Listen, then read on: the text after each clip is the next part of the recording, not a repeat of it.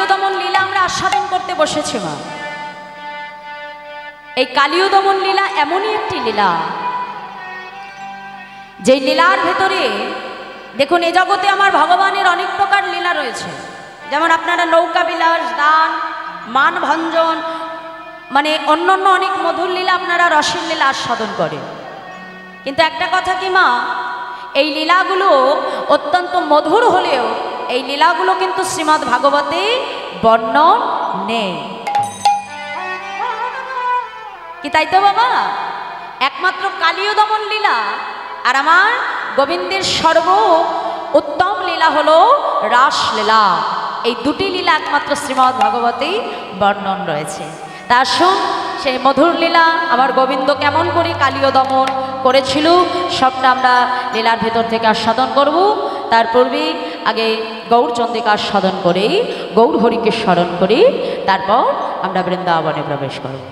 গৌরঙ্গ সুন্দর প্রেমে গর গর, প্রেমে গর গর, আজ ভ্রময়ে যমুনা তীরে, ভ্রময়ে যমুনা তীরে, কৃষ্ণদাস সহ কৌরব রভস ধাম দেখিয়া ফেরে। গৌরঙ্গ সুন্দর প্রেমে গড় গড় ভ্রময়ে যমুনার তীরে, কৃষ্ণদাস সহ কৌরব রভস ধাম দেখিয়া ফিরে। এই কলিতে আমার গৌর হরি সন্ন্যাস গ্রহণ করেছিলেন মাত্র 24 বছর বয়সে। এই কলিতে আমার মহাপ্রভু লীলা করেছিলেন মাত্র 48টি বছর। তাই 48 বছরের ভেতরে 24 বছর আমার প্রভু কাটিয়েছিলেন শ্রীধাম নবদ্বীপ ধামে, আর 12 বছর আমার প্রভু তিনি নানা তীর্থ ভ্রমণ করেছেন, আর 12টি বছর আমার প্রভু লীলা করেছিলেন গম্ভীরায়, অর্থাৎ শ্রীক্ষেত্র পুরী ধামের মাটিতে। আমার প্রভু যখন 12 বছর তিনি নানা তীর্থ ভ্রমণ করছিলেন বাবা, তাই ভ্রমণ করতে করতে আমার মহাপ্রভু তিনি দক্ষিণ ভারতের মধ্যে দিয়ে ভক্তগণকে সঙ্গে নিয়ে আমার গৌর হরি তিনি বৃন্দাবনের উদ্দেশ্যে যাত্রা করেছেন। সঙ্গে ছিল কি বলভদ্র ভট্টাচার্য, কৃষ্ণদাস সহ সনাতন গোস্বামী, রূপ গোস্বামী, এই সকল ভক্তবৃন্দকে সঙ্গে নিয়ে আমার গৌর হরি দক্ষিণ ভারতের ভেতর থেকে অর্থাৎ ঝাড়খণ্ডের মধ্যে থেকে আমার প্রভু বৃন্দাবনের উদ্দেশ্যে যাত্রা করছেন। আজকে মহাজন পদাবলিতে বললেন বাবা যে গৌরঙ্গ সুন্দর প্রেমে গড় গড় ভ্রময়ে যমুনার তীরে, কৃষ্ণদাস সহ কৌরব রভস ধাম দেখিয়া ফিরে। আজ পুরব লীলায় ভাবিত হলেন আমার গৌর হরি। শাস্ত্রে বলছে যদি গৌর না হইতো কেমনে হইতো, কেমনে ধরিতা আমাদের শ্রীরাধার মহিমা প্রেম রস সীমা জগতে জানা থাকে। আচ্ছা প্রথমেই আমার মায়েদেরকে একটা কথা বলি আসতে। দেখো মা, এত ঠান্ডার ভিতরে সকলে তোমরা নিজের গৃহকর্ম ফেলে রেখে, নিজের সংসারের কর্ম রেখে হরিবাসরে বসেছ কৃষ্ণ কথা আস্বাদন করবে বলে, তাই না মা? তাহলে সেই কৃষ্ণ কথার মধ্যে আমার প্রত্যেক মায়েদের আমি বলছি, কেউ কিন্তু কোনো রকম নিজেদের ভেতরে কথা বলবেন না, কারণ এ জগতে 64 প্রকারের নাম অপরাধ আছে না, 64 প্রকার অপরাধ। আর এই 64 অপরাধের ভেতরে প্রভু আমার 62টি অপরাধ ক্ষমা করেন, কিন্তু 2টি অপরাধ কখনো ক্ষমা করেন না। এক নাম অপরাধ, আরেক হলো বৈষ্ণব অপরাধ। এই যে আমরা হরিনাম শুনতে শুনতে যদি নিজেদের ভেতরে কথা বলি, তাহলে এতে কি হবে মা? দেখা যাচ্ছে তোমার পাশে যে ভক্ত এক মন দিয়ে ভগবানের কথা শুনছিল, তাহলে তোমার কথাতে তার হরিনামে বিঘ্ন ঘটবে, আর তুমি কিন্তু তোমার অজান্তেই বৈষ্ণব চরণে তুমি অপরাধী হয়ে যাবে। আর এই যে তোমরা যদি বারবার কথা বলো, তাহলে আমার কীর্তন বাদ দিয়ে আমাকে চুপ করাতে হবে, আর এতে তোমরা কিন্তু নাম অপরাধী অপরাধী হবে। হ্যাঁ মা, তো যেটুখানি সময় আমরা এসেছি, যেইটুখানি সময় আমরা থাকবো, এক মন দিয়ে আমরা ভগবানের কথা আস্বাদন করব। এইটুকু সময় আজ নিজেকে নিজের কাছে কথা দেব, হে প্রভু আজ এইটুখানি সময় তোমার কথা শুনবো, আর সেইটুখানি সময় আমরা আর কোনো আন কথা কো কথায় ডুবে থাকবো না। নিতাই গৌর হরি বল, হরি হরি বল, হরি বল।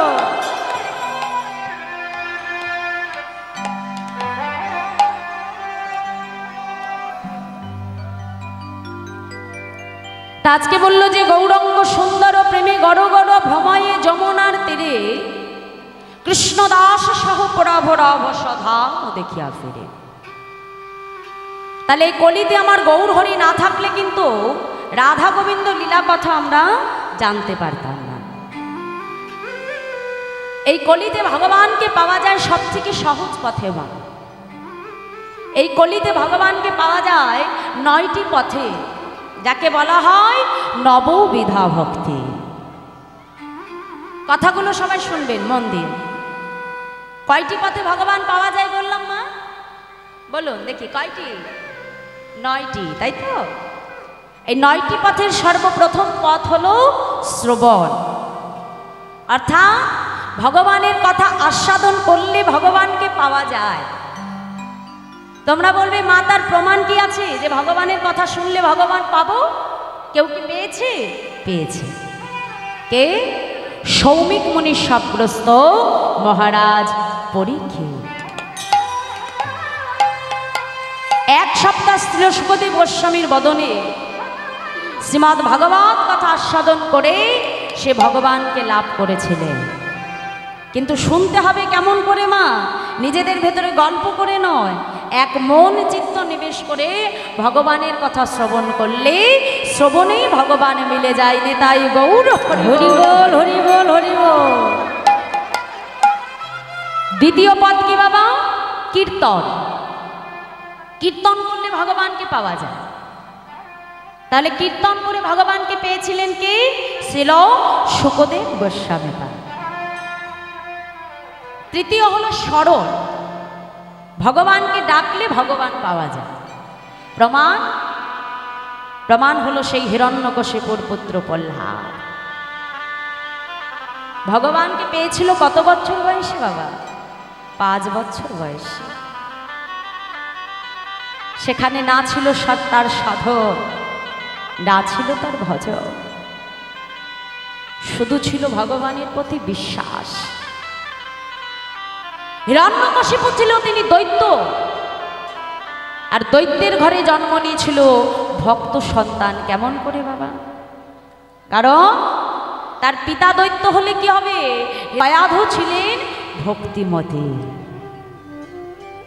ও মায়েরা, তাই সংসার থেকে ভক্তি পথে এগোতে হলে আগে কিন্তু আমার মায়েদেরকে এগোতে হবে। দেখবেন যেই ঘরে স্ত্রী ভক্তি পথে থাকে, স্বামী যদি ভক্তি পথে নাও থাকে বাবা, তাহলে কিন্তু স্ত্রীর সহায়তায় একজন স্বামী কিন্তু ভক্তি পথে আসতে পারে, তাই না? আর যদি পিতামাতা ভক্ত হয় তাহলে তার সন্তানও কিন্তু ভক্ত তৈরি হবে। আজকে হিরণ্যকশিপুর ঘরে জন্ম নিল প্রহ্লাদ। ছোট থেকে বদনে অন্য কোনো কথা নয়, ছোট থেকেই বদনে একটা কথা, শুধু হরি হরি হরি। এখন যখনই হরি হরি করছে, হিরণ্যকশিপু তো সহ্য করতে পারছে না, কারণ সে তো দৈত্য মা। এখন হিরণ্যকশিপু কি করলো? মনে মনে চিন্তা করলো, যে কোনো উপায়ে আমার এই সন্তানকে হত্যা করতে হবে। তাহলে পিতা কতটা কঠিন হয়ে আজকে সিদ্ধান্ত নিল যে নিজের হাতে নিজের সন্তানকে হত্যা করে ফেলবে। তাহলে কতটা হরি বিমুখী ছিল সে। কি করলো? সন্তানকে মারার জন্য একটা উঁচু পাহাড়ের উপর থেকে ছুঁড়ে ফেলে দিল, সাপের ভেতরে কালকুটুরিতে তাকে বদ্ধ করে দিল, উন্মত্ত হাতির সম্মুখে ফেলে দিল, কিন্তু কোনোভাবেই সন্তানকে হত্যা করতে পারল না। আর অবশেষে যখন হত্যা করতে পারল না, হিরণ্যকশিপু আজকে প্রহ্লাদের কাছে এসে ক্রোধান্বিত হয়ে বলছে, প্রহ্লাদ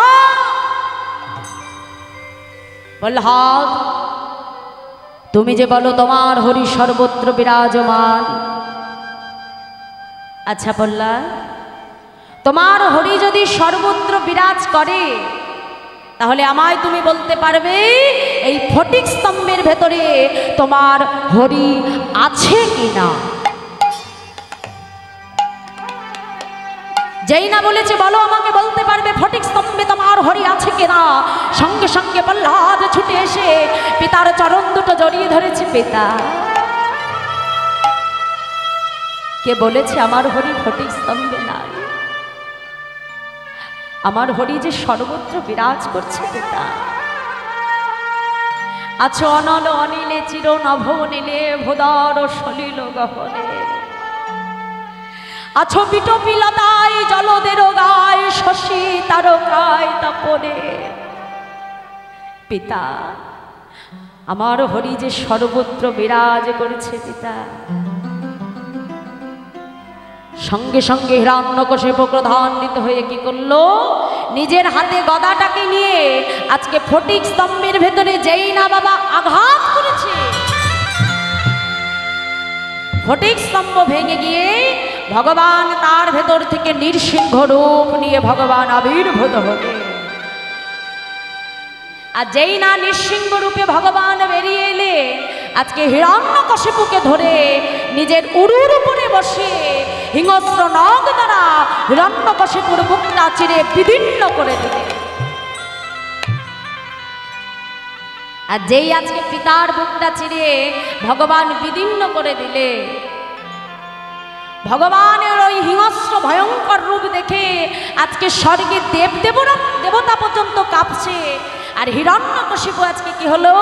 দূরে দাঁড়িয়ে দাঁড়িয়ে করজোরে কাঁদছে। আর এ জগতে ভগবান সব সইতে পারে, কিন্তু ভক্তের চোখের জল ভগবান কখনো সইতে পারে না বাবা। ভক্তের চোখের জল ভগবান কখনো সহ্য করতে পারে না।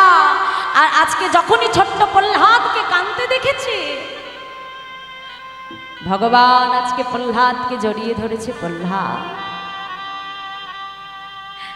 আজ আমি তোমার পিতাকে হত্যা করেছি বলে তুমি কাঁদছো? প্রহ্লাদ, বলো আজ আমি তোমার পিতাকে হত্যা করেছি বলে তুমি কাঁদছো? প্রহ্লাদ আজকে ভগবানকে জড়িয়ে ধরে বলছে, প্রভু আজ তুমি আমার পিতাকে হত্যা করেছো বলে আমি কাঁদছি না। আমি কাঁদছি কেন জানো দয়াময়? সে তো হাজার হলেও আমার জন্মদাত্রী, সে তো আমাকে জন্ম দিয়েছে। ভগবান, আমার পিতা যদি কৃপা করে আমাকে এই ধরাধামে না আনতো, আমার পিতার ঔরস্যে যদি আমি জন্মগ্রহণ না করতাম, দয়াময় আমার তো কৃষ্ণ ভজন করা হতো না। প্রভু, আমি তো হরি ভজন করতে পারতাম না। দয়াময় প্রভু, আমি জানি আমার পিতা দৈত্য, আমি জানি আমার পিতা হাজার অপরাধ করেছে দয়াময়, কিন্তু প্রভু সে হাজার অপরাধ করলেও সে তো আমার বাবা। প্রভু, তাই তো আমি কাঁদছি দয়াময়। ভগবান বলছে, প্রহ্লাদ তুমি কেঁদো না, তুমি কেঁদো না প্রহ্লাদ। বলো বলো, আজ তুমি আমার কাছে যা চাইবে আমি তোমাকে তাই দেব। বলো তুমি আমার কাছে কি চাও? প্রহ্লাদ, তুমি কি আমার কাছে স্বর্গ চাও? আমি তোমাকে স্বর্গ দেব। তুমি কি আমার কাছে ঐশ্বর্য চাও? আমি ঐশ্বর্য দেব। আজ তুমি যদি আমার কাছে দেবতা হতে চাও, আমি তোমায় দেবতা করে দেব।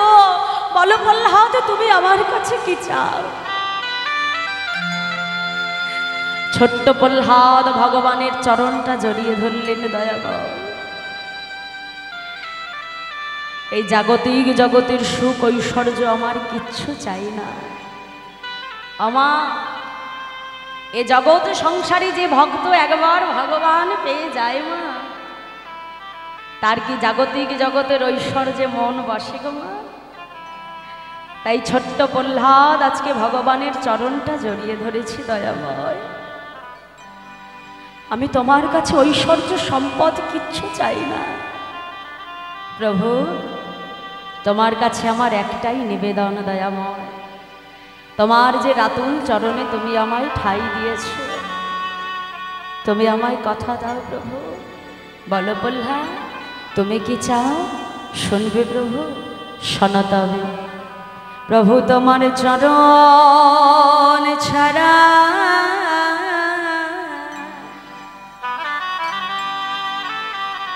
আমায় করো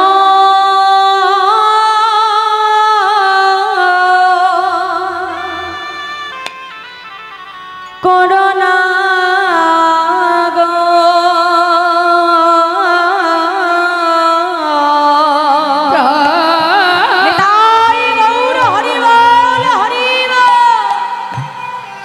তোমার চরণ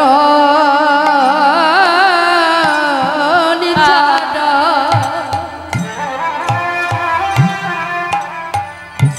আমায় করা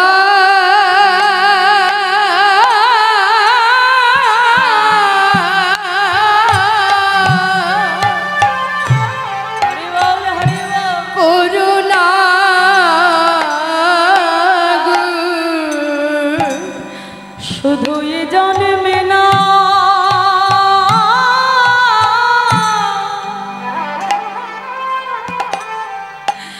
প্রতি জন্মে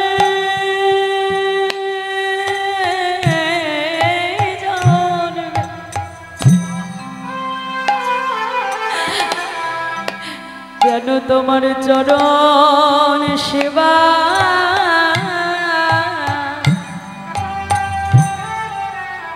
আমি করতে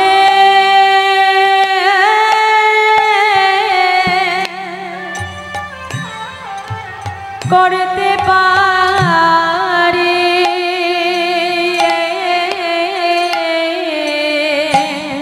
প্রভু।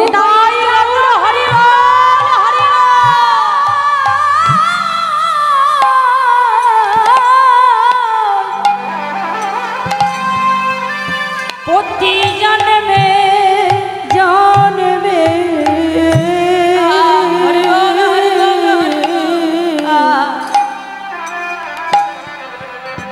তোমার চরণ সেবা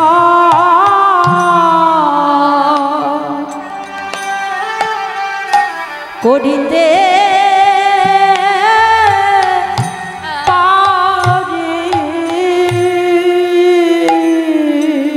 শুধু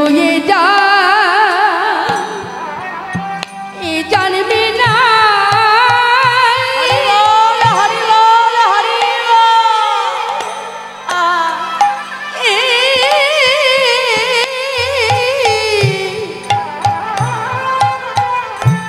প্রতি জানিবি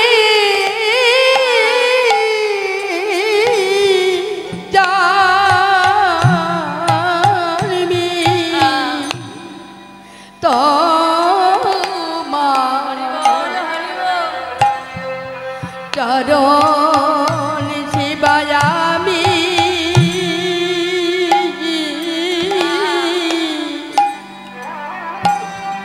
আমি করিতে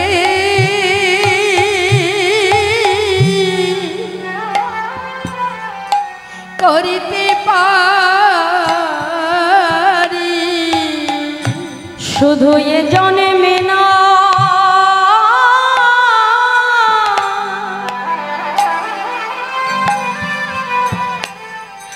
প্রতি জন্মে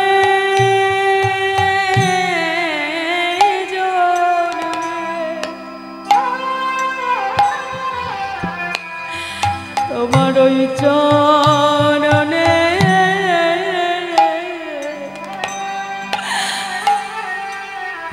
আমায় দাস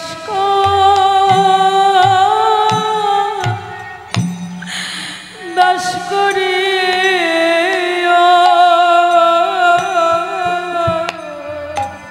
বলিয়ে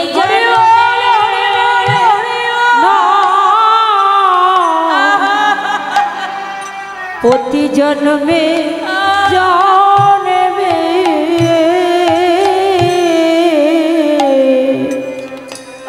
তোমার ওই চরণে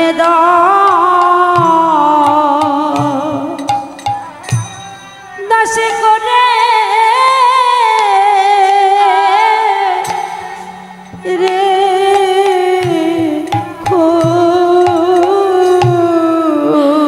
প্রভু আর কিছু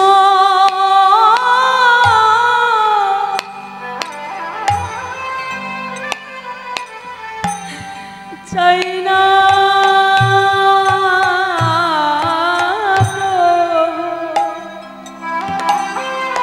ও দয়াময় তোমার ওই চরণে আমায় দাস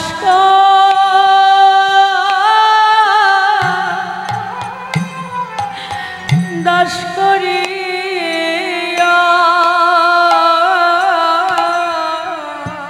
তোমার ওই চারুনি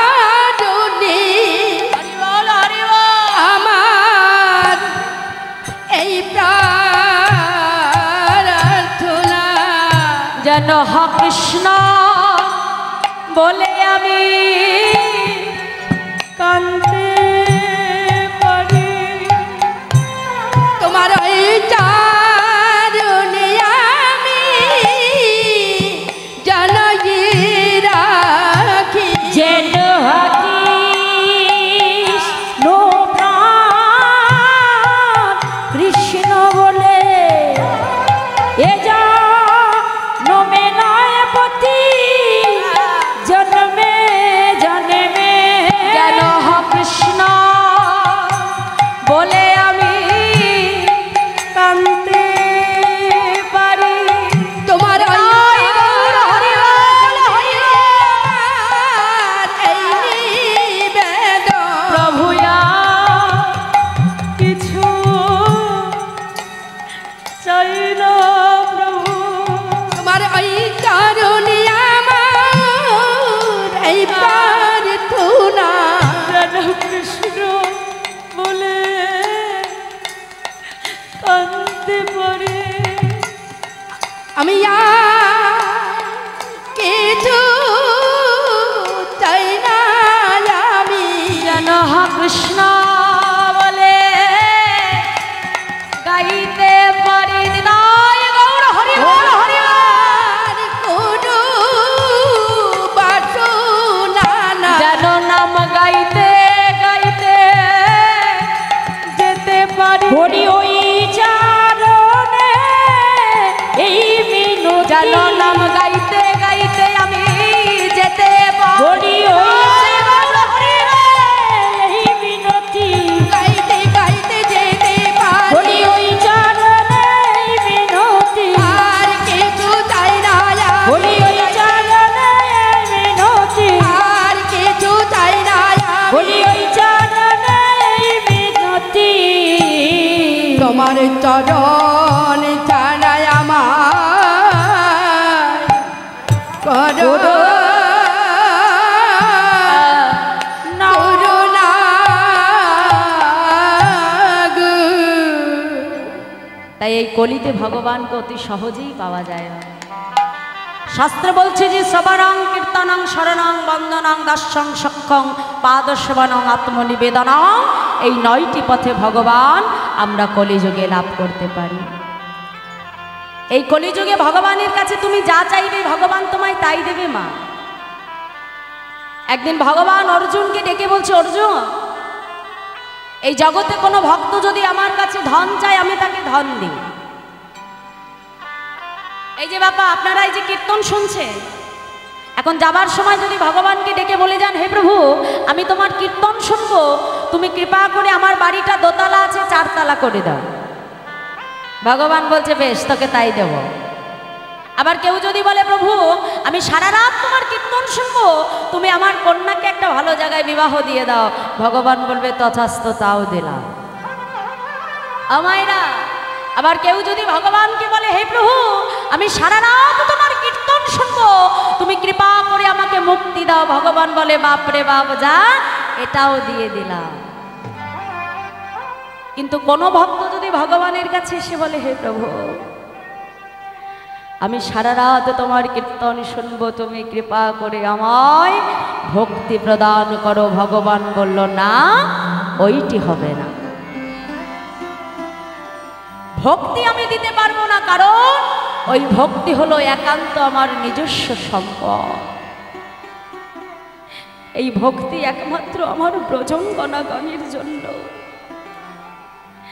যেই বৃন্দাবনের ব্রজ রমণীরা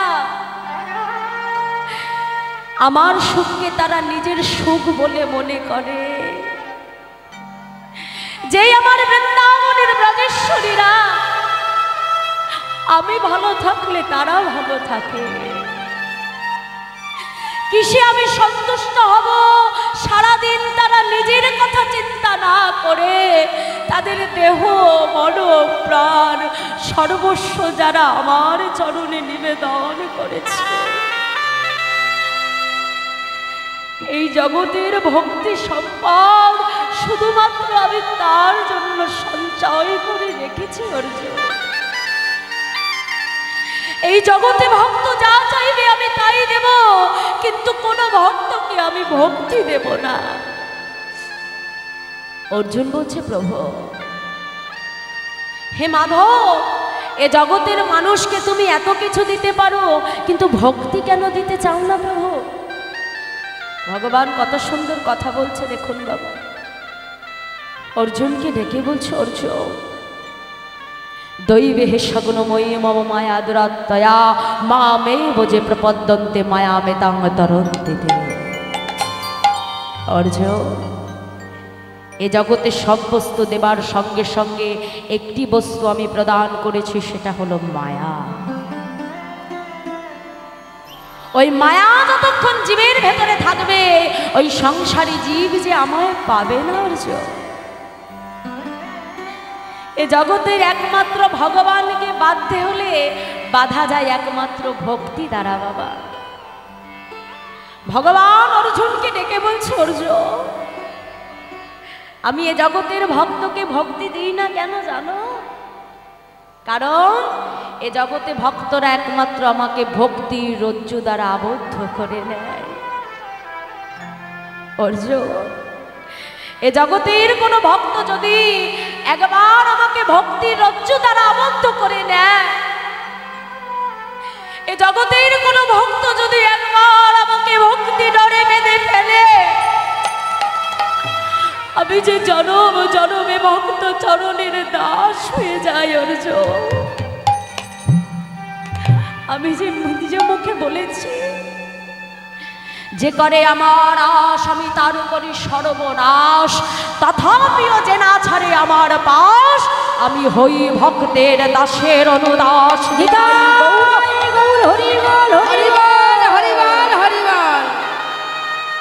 অর্জুন, কোন ভক্ত যদি একবার ভক্তি রজ্জু দ্বারা আমাকে বেঁধে ফেলে,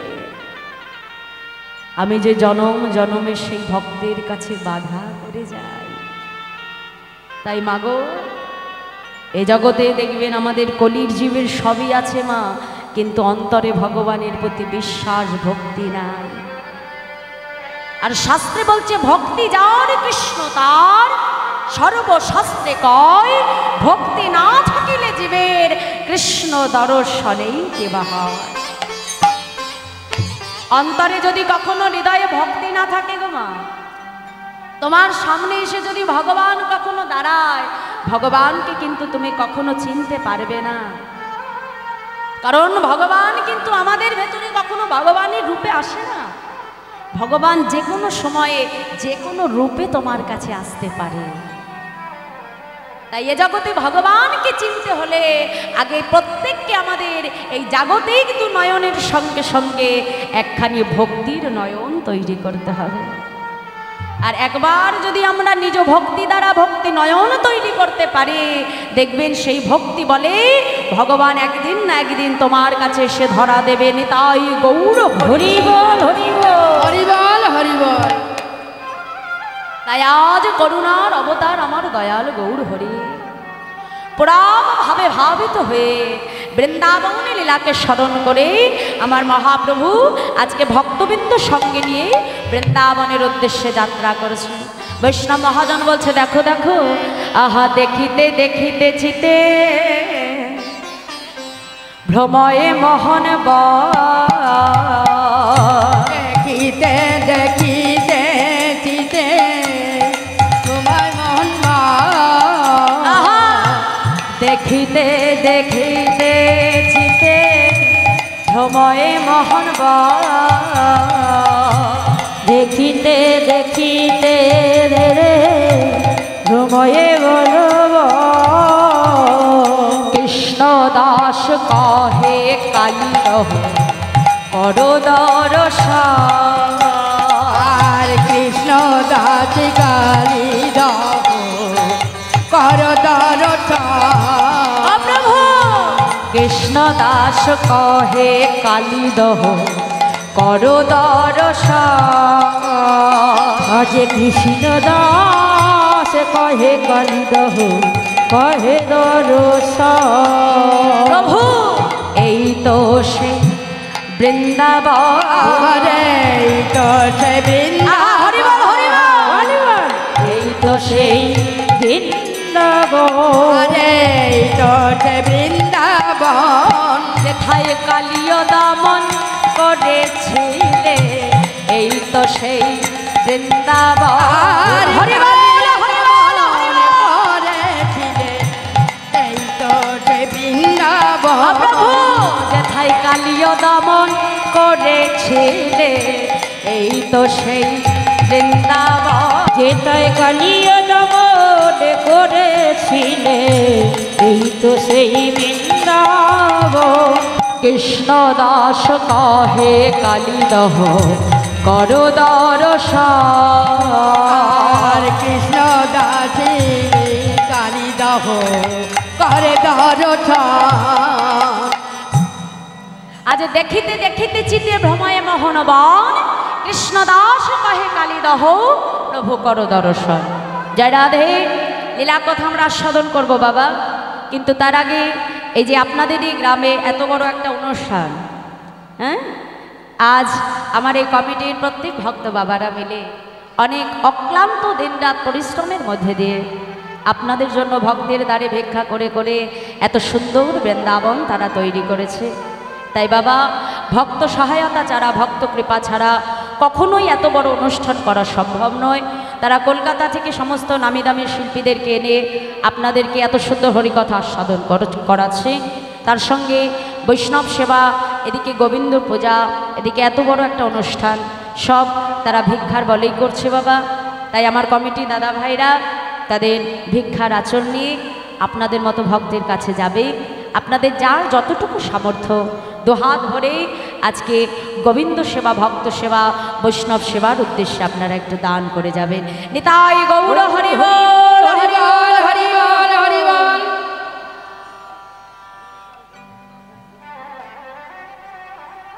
জরাধি আগামীকালের একটু অনুষ্ঠান কর্মসূচি এখনই বলে দিচ্ছি একটু।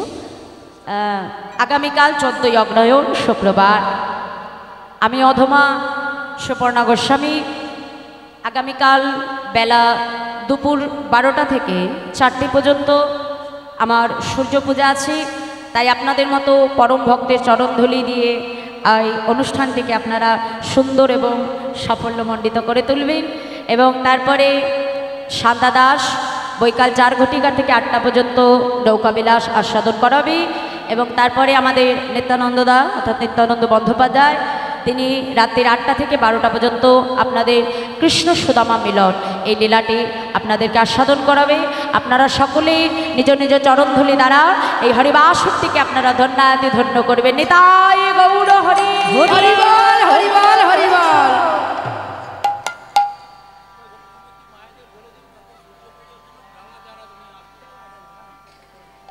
আচ্ছা, হরে কৃষ্ণ মায়েরা, আগেই বলে দিলাম যে আমার অধমা সূর্য পূজা আছে। আপনারা যারা সূর্য পূজা দেবেন অবশ্যই পূজার জন্য আপনারা যারা যারা উপবাস করবেন, পুজো দেবেন, আপনারা ডালা নিয়ে আসবেন আমার গোবিন্দ সেবার জন্য এবং সূর্যদেবের পূজার জন্য, সংসারের মঙ্গলের জন্য। উপবাস থেকেই আপনারা ভগবানের সেবার জন্য যারা যারা মনে করবেন পুজো দেবেন, তারা গোবিন্দ সেবার জন্য ডালা নিয়ে আসবেন। নিতাই গৌর হরি বল, হরি বল, হরি বল, হরি বল, হরি বল। জয় রাধে। তা আজকে প্রভু আমার কি করলেন মা? আস্তে আস্তে, ও মাইরা, এই যে আস্তে। আজকে গল্প হবে শুধুমাত্র আমার সঙ্গে আপনাদের, ঠিক আছে? হ্যাঁ, কত কষ্ট করে এসেছি আমি রাত জেগে ট্রেনে করে। হ্যাঁ হরি বল। এই 4 দিন আপনাদের সঙ্গে শুধু আমার বন্ধুত্ব হবে আসরে। হ্যাঁ হরি বল। তা আজকে কি হয়েছে মা? আজকে আহা দেখিতে দেখিতে চিতে ভ্রময়ে মোহনবন, কৃষ্ণদাস কহে কালীদহ কর দর্শন। আজকে গৌর হরিকে নিয়ে যখন বৃন্দাবনের উদ্দেশ্যে যাত্রা করেছে মা, আপনারা যারা বৃন্দাবনে গেছে কালীদহ ঘাট দেখেছেন? কালীদহ ঘাট দেখি কারা কারা দেখেছেন, একটু হাত তুলে আমাকে দেখাবেন। কালীদহ ঘাট কারা দেখেছেন? বাহ, এদিকে আমার বাবারা দেখি। হরে কৃষ্ণ। তা সেই কালীদহে ঘাটে দেখবেন একটা বৃক্ষ রয়েছে, কেলিকদম্ব বৃক্ষ, তাই না বাবা? হ্যাঁ, তা আজকে গৌর হরিকে নিয়ে যখন কৃষ্ণদাস আজকে যাচ্ছে, হ্যাঁ, আর মহাপ্রভুর ভক্ত বলভদ্র ভট্টাচার্য আসতে আজকে প্রভুকে দেখিয়ে বলছে, ও দয়ামা, ও প্রভু, এই দেখো, এই সেই কেলিকদম্ব বৃক্ষ দয়াময়। জানো প্রভু, এই কেলিকদম্ব বৃক্ষে উঠে আমার গোবিন্দ কালীদহের জলে ঝাঁপ দিয়ে প্রভু কালীয় দমন করেছিলেন। তা ভগবান তো অন্তর্যামী, তিনি কি জানে না মা? হ্যাঁ, তিনি যে কালীয় দমন লীলা করেছিলেন ভগবান তো জানে। তথাপিও আজকে ভক্তির মুখ থেকে আস্বাদন করবে ভগবানের বাসনা হয়েছে। দেখবেন যদি স্কুলে মাস্টার মশাই, হ্যাঁ, যদি ছাত্ররা পড়া বলে, তা মাস্টার মশাই যদি সেই পড়ার সঙ্গে একটু সাই দেয়, বা আপনারা যদি বাড়িতে গল্প বলেন নাতি নাতনিদের, তাই না? তা নাতি নাতনিরা দেখবেন যখন আপনার গল্পের সঙ্গে সাই দেবে, তাহলে গল্পটা বলতে আরও দেখবেন বেশি উৎসাহ পাওয়া যায়, তাই না? হ্যাঁ, আজকে গৌর হরিকে যখন বলেছে বলভদ্র ভট্টাচার্য, প্রভু বলছে, ও মা, তাই নাকি? এই সেই কেলিকদম্ব বৃক্ষ, হ্যাঁ, যেখান থেকে গোবিন্দ ঝাঁপ দিয়েছিল কালীদহে? বলছে, হ্যাঁ প্রভু, এই সেই কেলিকদম্ব বৃক্ষ। বলছে, বাবা, এই কেলিকদম্ব বৃক্ষ এখনো জীবিত আছে? সঙ্গে সঙ্গে বলভদ্র ভট্টাচার্য বলছে, ও প্রভু, এই কেলিকদম্ব বৃক্ষ শুধু এই কলিযুগে জীবিত নেই, সত্যযুগ থেকে কলিযুগ পর্যন্ত 4 যুগ অমর হয়ে দাঁড়িয়ে আছে এই কেলিকদম্ব বৃক্ষ। বাবা, 4 যুগ ধরে অমর হয়ে দাঁড়িয়েছিল, এখনো রয়েছে কেলিকদম্ব বৃক্ষ। হ্যাঁ, আর যতদিন এই পৃথিবীতে চন্দ্র সূর্য থাকবে ততদিন ওই গাছ অমর হয়ে থাকবে। কেন জানে? কেন সত্যযুগ থেকে অমর হয়ে রয়েছে? সেই সত্যযুগে, একটু মন দিয়ে শুনবেন সবাই আস্তে, সত্যযুগে কশ্যপ ঋষির 11 জন ভার্যা ছিল। হ্যাঁ, আর ওই 11 জন ভার্যার ভেতরে একজনের নাম ছিল কদ্রু, আর একজনের নাম ছিল বিনতা। এরা আপন 2 বোন ছিল বাবা, কিন্তু বিবাহ হয়েছে একজন পুরুষেরই সঙ্গে। তাই এই 2 বোনের ভেতরে সবসময় বিবাদ লেগে থাকতো, মানে ঝগড়া লেগে থাকতো। হ্যাঁ, তা একদিন কি হয়েছে, বিনতার কাছে এসে কদ্রু বলছে, এই দিদি, আয় শোন, জানিস আজ না আমি আসার সময় দেখে এলাম যে ইন্দ্রের ঘোড়ার লেজ কালো। তখন বিনতা বলছে, শোনব, ইন্দ্রের ঘোড়ার লেজ কালো নয়, ইন্দ্রের ঘোড়ার লেজ হলো সাদা। কদ্রু বলছে, না দিদি, ইন্দ্রের ঘোড়ার লেজ কালো। বিনতা বলছে, আমার মুখে মুখে তর্ক করিস না, আমি জানি ইন্দ্রের ঘোড়ার লেজ সাদা। বলছে, বেশ, তাহলে আমার সঙ্গে তুই বাজি লড়, আর তুই আমার সঙ্গে শর্ত রাখ, ইন্দ্রের ঘোড়ার লেজ যদি কালো হয়, তাহলে আমি যদি বাজিতে জিতে যাই, তাহলে কাল থেকে তুই আমার দাসীবৃত্তি করবি। তুই আমার কাপড় কেচে দিবি, জল এনে দিবি, বিছানা করে দিবি, আমার যত কাজ আছে সব তোকেই করতে হবে। বিনতা বলছে, বেশ, তবে তাই হবে, কারণ বিনতা তো জানে বাবা যে ইন্দ্রের ঘোড়ার লেজ সাদা, তাই না? বলছে, ঠিক আছে, আমি তোর সঙ্গে আজকে শর্ত লড়লাম। এখন ওদিকে কদ্রু কি হয়েছে বাবা, রাতের বেলায় গোপনে খোঁজ নিয়ে দেখলো যে ইন্দ্রের ঘোড়ার লেজ সাদা না, ইন্দ্রের ঘোড়ার লেজ কালো নয়, ইন্দ্রের ঘোড়ার লেজ হলো সাদা। এখন যেই আজকে গোপনে খবর নিয়ে শুনতে পেয়েছে যে ইন্দ্রের ঘোড়ার লেজ সাদা, কদ্রু মনে মনে চিন্তা করছে যে আমি যার কাছে হেরে যাই, কিন্তু দিদির কাছে আমাকে হারলে হবে না। যে কোনো প্রকারে দিদিকে আমার হারাতে হবে। হারাবো কি করে? না, আজকে কদ্রু কি করলো, নিজের সন্তানদেরকে একে একে সবাইকে ডাকলো।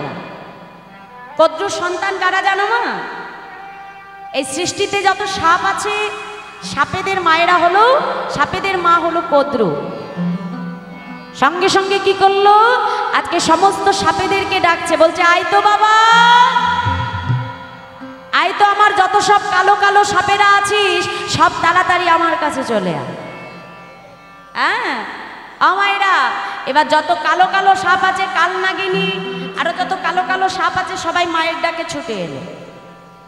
মা বলছে বেশ, তাহলে একটা কাজ করতে হবে, এই রাত্রিবেলায় রাতের অন্ধকারে যে তোরা ইন্দ্রের ঘোড়ার লেজটিকে এমনভাবে বেষ্টন করে থাকবি, মানে জড়িয়ে রাখবি, যাতে আগামীকাল দিদিকে নিয়ে আমি যখনই যাব, দিদি যেন দূর থেকে দেখে মনে করে যে ইন্দ্রের ঘোড়ার লেজ কালো। এখন মা যদি কুটিল প্রকৃতির হয়, মা তার সন্তানেরাও কিন্তু কুটিলই হয়, তাই না? দেখুন না, বলে না যে আম গাছে আম হয় বাবা, তাই না? হ্যাঁ, লেবু গাছে কি কখনো আম সম্ভব হবে? লেবু গাছে লেবুই হবে, আর আম গাছে আমই হবে। তা মা যেমন হয়, বলে না মা গুণে ছা হয়, তাই না? তা মা যেমন কুটিল, সন্তান হয়েছে সব কুটিল বাবা। তা কি করেছে, রাতের অন্ধকারে মায়ের কথা মতো যে ইন্দ্রের ঘোড়ার লেজটাকে সুন্দরভাবে জড়িয়ে রেখেছে। আর পরের দিন সকালবেলায় বিনতাকে নিয়ে যখন আজকে কদ্রু গেছে, আর দূর থেকে, আজকে কাছেও যেতে দেয়নি, দূর থেকে দেখিয়ে বিনতাকে ডেকে বলছে, এই যে ও দিদি, ও দিদি, ওই দেখো, ভালো করে চেয়ে দেখো, ইন্দ্রের ঘোড়ার লেজ কালো। এখন যেই না বলেছে কালো, এখন বিনতা দূর থেকে দেখছে বাবা, দেখছে যে ইন্দ্রের ঘোড়ার লেজ কালো। এখন বিনতা তো শর্তে হেরে গেছে, সঙ্গে সঙ্গে বলছে বোন বেশ, তাহলে আজ থেকে আমি তোর দাসীবৃত্তি করবো ঠিকই, কিন্তু বল মুক্তি আমি কবে পাবো? বলছে মুক্তি, মুক্তি তুমি অবশ্যই পাবে, ভগবান চাইলে কিনা সম্ভব। শোনো দিদি, তোমার গর্ভে যেদিন সন্তান হবে, আর ওই সন্তান যেদিন স্বর্গ থেকে আমাকে অমৃত এনে দেবে আমার সন্তানেদের জন্য, সেই দিনই তুমি আমার কাছ থেকে দাসীবৃত্তি থেকে মুক্তি পাবে। নিতাই গৌর হরি বল, হরি বল, হরি বল। বললো বেশ, তবে তাই হবে। এদিকে কি হলো বাবা, বিনতা সারা রাত্রির ধরে কদ্রুর, সারাদিন কদ্রুর সেবা করত। সারাদিন তার যত কাজকর্ম আছে সব কিছু করে, যেই রাত হতো একদিকে কদ্রুর সেবা, আর রাত হলে করত নারায়ণের সেবা। দিনের বেলায় বনের সেবা করত, আর রাত্রিবেলায় ভগবানের সেবা করত। আর ভগবানকে সেবা করে করে করে করে নারায়ণকে বিনতা সন্তুষ্ট করলেন। সন্তুষ্ট করবার পর বিনতাকে নারায়ণ দর্শন দিলেন। বিনতা বলো তুমি আমার কাছে কে চাও? বলছে হে প্রভু, আমি তোমার কাছে অন্য কিচ্ছু চাই না। প্রভু তুমি আমাকে এমন সন্তান দাও সে যেন কৃষ্ণ ভক্ত হতে পারে। তুমি আমাকে এমন সন্তান দাও সে যেন তোমার সেবা করতে পারে। দেখো মা, ভগবানের কাছে কেমন করে চাইতে হয়, তাই না? ভগবানের কাছে নিজের জন্য চাইলো না, বলল হে প্রভু তুমি এমন সন্তান দাও যে কৃষ্ণ সেবা করতে পারে, যে তোমার সেবা করতে পারে। কারণ ছোট থেকেই যে সন্তান ভক্ত তৈরি হবে মা, তাই না, সেই সন্তান কিন্তু কখনো পিতামাতার অন্তরে আঘাত করবে না। কৃষ্ণ সুদামা প্রসঙ্গে ভগবান নিজ মুখে সুদামাকে বলেছিল, সুদামা এই জগতে 3 প্রকারের গুরু আছে, মন দিয়ে শোনো। কি? প্রথম গুরুকে জনক প্রথম গুরু জন্ম যাহা হইতে পিতামাতা আদিগুরু কহিলাম তোমারও সাক্ষাতে। মানে এই জগতে আমাদের সর্বপ্রথম গুরু হলো কে? আমাদের পিতামাতা। দ্বিতীয় গুরুকে? দ্বিতীয় গুরু হলো দীক্ষাদাতা আর শিক্ষাদাতা। এনারা হলেন আমাদের জীবনের দ্বিতীয় গুরু। আর তৃতীয় গুরুকে? তৃতীয় গুরু হলেন আমার স্বয়ং ভগবান। তা মায়েরা, এ জগতের যে সন্তান তার পিতামাতাকে ভালোবাসেন, অথচ কি করে? বাজার থেকে বেশি বেশি দামি দামি মিষ্টি কিনে এনে ভগবানকে খেতে দেয়। সবসময় চিন্তা করবেন ওই সেবা কিন্তু ভগবান গ্রহণ করে না। কারণ আগে আমাদেরকে পিতামাতাকে ভক্তি করতে শিখতে হবে। আর পিতামাতাকে যদি প্রসন্ন করা যায় তাহলে ভগবানও প্রসন্ন হয়নি। তাই গৌর হরি বল, হরি বল, হরি বল। তাই আজকে বিনতা বলল, হে দয়াময়, তুমি আমাকে এমন সন্তান দাও সে যেন কৃষ্ণ ভক্ত হয়। ভগবান বলল, বেশ তাই হবে। শোনো বিনতা, আমি তোমাকে আশীর্বাদ করলাম যে কদ্রুর যত না সন্তান আছে, একাধিক সন্তান থাকা সত্ত্বেও তোমার 2টি সন্তান আমি তোমাকে দেব। আর এই 2টি সন্তানের জন্য জগৎবাসী, এই সন্তানের জন্য তোমাকে সারা বিশ্ববাসী মনে রাখবে। তাই গৌর হরি বল, হরি বল, হরি বল। তাই ভগবানের আশীর্বাদে বাবা বিনতা 2টি অণ্ড প্রসব করল। বিনতা হলো পক্ষী জাতির মা, পাখিদের মা হলো বিনতা। তাই যখন 2টি অণ্ড প্রসব করলো, আর ওই প্রসবিত অণ্ড দীর্ঘদিন ধরে বিনতা একভাবে তা দিয়ে যাচ্ছে। আর দিতে দিতে দিতে দিতে 500 বছর অতিক্রম হয়ে গেল বাবা। আর যখন 500 বছর অতিক্রম হয়ে গেল, বিনতা মনে মনে চিন্তা করছে যে আমি 500 বছর ধরে ডিমগুলোয় তা দিয়ে যাচ্ছি, কিন্তু আমার সন্তান তো বাহির হচ্ছে না। তাহলে কোনো কারণে কি আমার ডিমগুলো নষ্ট হয়ে গেল? বিনতা কি করলো? মনের দুঃখে একটা ডিম হাতে নিয়ে আজকে মাটির উপরে আছাড় মারলেন। আর যেই না আছাড় মারল মা, ওই অন্ডের ভেতর থেকে একটি বিকলাঙ্গ শিশু বেরিয়ে এলো। এসে বলছে, মা এ তুমি কি করলে? এতগুলো বছর তুমি সহ্য করলে, আর কিছু বছর তুমি সহ্য করতে পারলে না? মা, আমি তো সম্পূর্ণ মানুষ হতে পারলাম না, আমি তো বিকলাঙ্গ হয়ে গেলাম মা। তাই আমি তো তোমাকে আজ ওই সৎ মায়ের হাত থেকে মুক্ত করতে পারবো না মা। তাই শুনে রাখো, আমার নাম হবে অরুণ, আর আমি হব সূর্যদেবের রথের সারথি। আর আরেকটি যে অণ্ড রয়েছে, ওই অণ্ডটি যেন তুমি ফাটিয়ে দিও না মা। ওই অণ্ড থেকে আমার ছোট ভাই জন্ম নেবে, যার নাম হবে গরু। আর ওই গরুর সে হবে বিষ্ণুর পরম ভক্ত। আর আমার ভাই এসে তোমাকে সৎ মায়ের হাত থেকে, দাসী বৃত্তি থেকে তোমার মুক্তি ঘটাবে। তাই গৌর হরি হরি বল, হরি বল। এই বলে অরুণ উড়ে গেল আজকে সূর্যদেবের রথের সারথি হয়ে। আর ওদিকে দেখতে দেখতে দেখতে দেখতে আরো 500 বছর অতিবাহিত হয়ে গেল। আর যেই 500 বছর অতিবাহিত হয়ে গেল মা, ওই আরেকটি অণ্ড ফুটে গিয়ে, আরেকটি ডিম ফেটে গিয়ে তার ভেতর থেকে ডানা ঝাপটে বেরিয়ে এলো গরুর ভগবান। তাই গৌর হরি বল, হরি বল, হরি বল। ওই গরুর পক্ষী যখন বেরিয়ে এলো, উড়ে এসে একেবারে ডানা দিয়ে সূর্য দেবতাকে ঢেকে দিয়েছে। ঢেকে বলছে, হে সূর্য দেবতা, তুমি আমাকে বলে দাও অমৃত কোথায় আছে। আজই আমি আমার মায়ের দাসী বৃত্তির মুক্তি ঘটাবো, তুমি জানিয়ে দাও অমৃত কোথায় আছে। সূর্য বলছে, অমৃত? অমৃত আমি কি করে জানবো? অমৃত আছে ইন্দ্রের গোপন ভাণ্ডারে। গরুর এক মুহূর্ত বিলম্ব করলো না। কি করলো? আজকে তাড়াতাড়ি সূর্যদেবের কাছ থেকে বিদায় নিয়ে চললো কোথায়? ইন্দ্রের কাছে। আর ইন্দ্রের কাছে এসে ডাক দিয়েছে, দাদা দাদা। ইন্দ্র বলছে, বাপরে বাপ, হ্যাঁ কোথা থেকে একটা পাখি এসে আমাকে দাদা বলে ডাকছে? এই কে রে তুই? আয় আর কেনই বা আমাকে দাদা বলে ডাকছিস? গরুর বলছে, দাদা দেখো, তোমার পিতাও যে আর আমার পিতাও সে।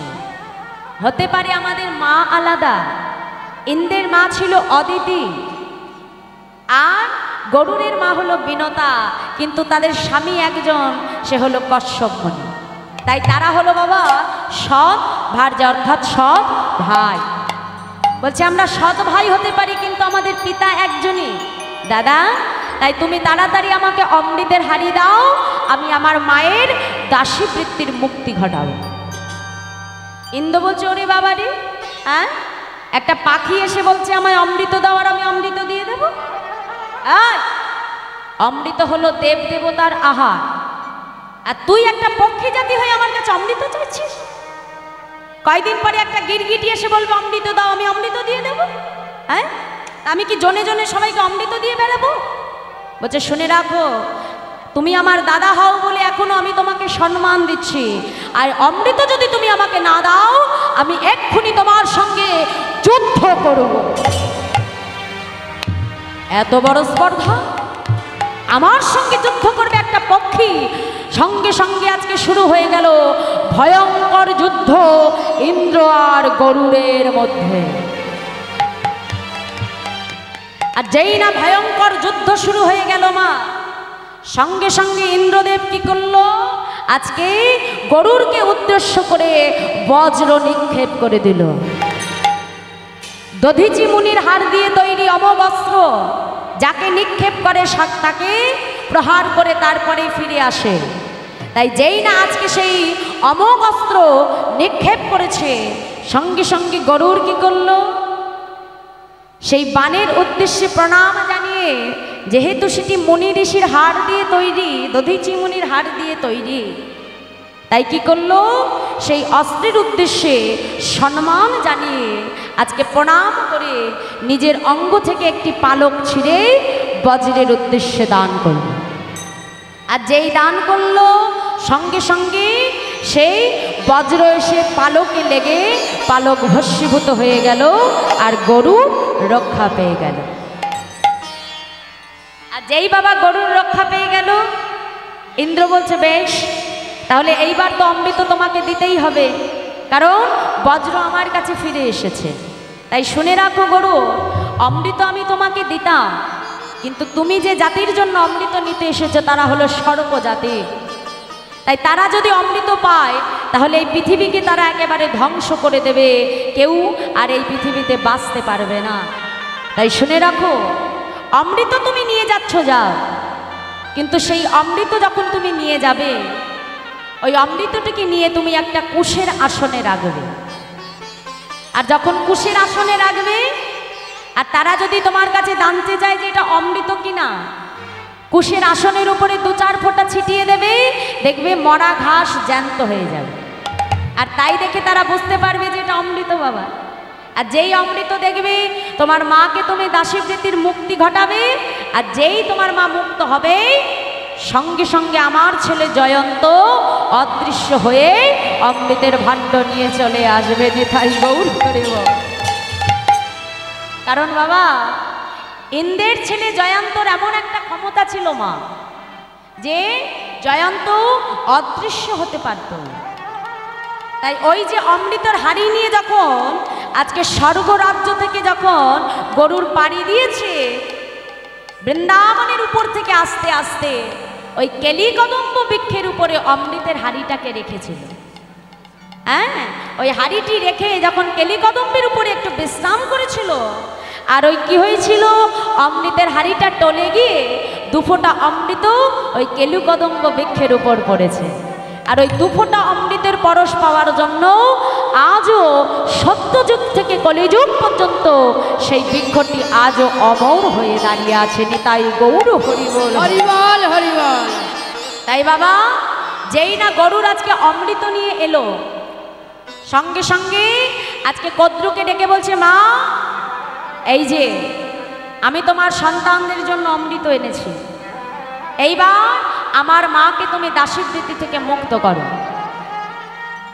সঙ্গে সঙ্গে যেই না অমৃত একটা কুশের আসনে রেখেছে বাবা, বলছে, বলো আমার মা আজকে দাসী বৃত্তি থেকে মুক্ত হলো। কদ্রু বলছে বেশ, আজকের থেকে বিনতা আমার দাসী বৃত্তি থেকে মুক্ত মুক্ত মুক্ত। আর যেই না মুক্ত বলা সারা বাবা, সঙ্গে সঙ্গে জয়ন্ত এসে অমৃতের হাড়ি নিয়ে অদৃশ্য হয়ে গেছে। আর যেই অদৃশ্য হয়েছে কদ্রু বলছে কি এইমাত্র অমৃত হাড়ি ছিল, অমৃতের হাড়িটা গেল কোথায়? সঙ্গে সঙ্গে গরুর বলছে আমি কি করে জানবো, অমৃত বেশিক্ষণ এক জায়গায় থাকে না। চেয়ে দেখো ওই কুশের উপরে 2-3 ফোঁটা থাকলেও থাকতে পারে, যাও তোমরা ওখানে যে অমৃত সেবা করো। তা বাবা সাপেরা এসে কি করলো, সেই কুশের উপরে জিহবা দ্বারা অমৃত পাবে বলে আজকে জিহবার উপরে জিহবা দ্বারা তারা লেহন করতে লাগলো, মানে চাটতে লাগলো।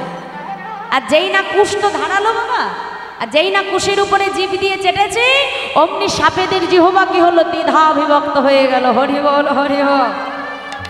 এই জন্য মায়েরা দেখবেন সাপেদের জিহবাটা কেমন চেরা, তাই না? মাঝখান দিয়ে দেখবেন চিড়ে গেছে, ওই কুশের আসন চেটেছিল বলেই তাদের জিহবাখানা মাঝখান থেকে দ্বিধা বিভক্ত হয়ে গেছে। আর ওদিকে অমৃত নিয়ে জয়ন্ত অদৃশ্য হয়ে গেছে। তাই ওই যে অমৃতের স্পর্শ পেয়েছিল কেলিকদম্ব, তাই তখন থেকে আজও ইতিহাসের সাক্ষী হিসেবে আজও বৃন্দাবনে কেলিকদম্ব বৃক্ষ আজও স্বর্ণাক্ষরে ইতিহাসের সাক্ষী দিয়ে যাচ্ছে। নেতাই গৌর হরি হরি বল হরি বল হরি বল। তাই আজকে গৌর হরিকে ডেকে বলছে ও দয়াময়, এই সেই কেলিকদম্ব বৃক্ষ যেটা সত্যযুগ থেকে এখনো এই কলিযুগ পর্যন্ত অমর হয়ে রয়েছে। আজ গৌর হরি আমার ভাবাবেশে কেলিকদম্ব বৃক্ষের দিকে তাকালেন, তাকিয়ে দেখছে আহা এই তো সেই কেলিকদম্ব বৃক্ষ, যেখানে আমার শ্রীদাম সুদাম দাঁড়িয়েছিল, যেখানে আমার মাতা আমার যশোমতী মা ক্রন্দন করছিল, যেখানে আমার রাধারানী আমাকে হারিয়ে ক্রন্দন করছিল। তাই ভগবান কি করলেন, ভাবাবেশেই সেই পরব লীলার কথা স্মরণ করছে। বলছে দেখো দেখো বলে কাহা মোর মাতা, কাহা মোর পিতা, কাহা মোর গোপী কাহা মোর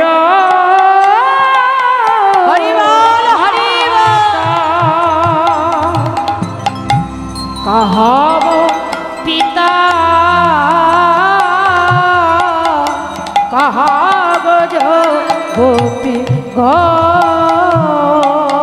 এত বলি কাঁধে ফির নাহি বাঁধে, মাধব আকুল মোর। এত করে স্থির নাহি বাধে, মাধব দাসের এত বলি কাঁধে ফির নাহি বাঁধে, মাধব আকুল মোর। এত বলি কাঁদে স্ত্রী নাহি বাজি, মাসের আজি নয়ন ধারা ভে